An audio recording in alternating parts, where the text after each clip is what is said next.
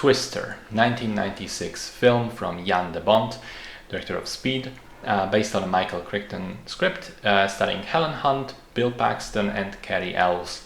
Was nominated for 2 Oscars, Best Sound, Best Visual Effects, and also, interestingly, it was the first film ever to be released on DVD. The story follows a former storm chaser, Bill, played by Bill Paxton, who comes to visit his old crew in order to get the divorce papers signed by his technically still wife, Jo. But when it turns out that the team has managed to, in his absence, finish the construction of an experimental device that he designed, Dorothy, what the device is called, it's supposed to gather precise data about tornadoes and be able to provide an early warning system for the civilians. And there is a massive storm gathering nearby. He rejoins the team and initially reluctantly, but then less so, begins chasing the Twister. So, I think it's a bit of a strange film, because the first half or so is a really tense thriller, seemingly based quite well, rooted quite well in reality, in science, well acted, with terrific sound design, very oppressive and relentless and loud, very well paced. The film just keeps on firing on all cylinders, it keeps on moving, and even the slower moments are used very, very effectively to explain the concepts and move the plot forward. But then somewhere around the beginning of the final act, it goes a little bit over the top.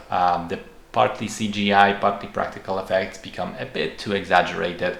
The film, tonally speaking, becomes an action schlock. There are bits with flying cows and trailer truck explosions. There's a car driving through a house that rolls onto a street. And I was watching all that going, isn't that a bit too much? I felt it was more tense when it was more grounded and scary.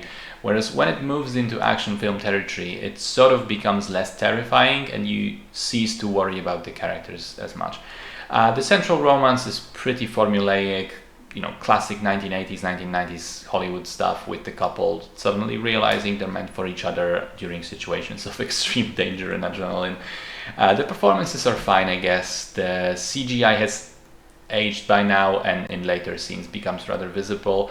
But to be fair, a lot of the film was done practically, and as a result, a lot of the film still looks great. I love the scene with The Shining playing at the drive-in theater. I thought that was very well done.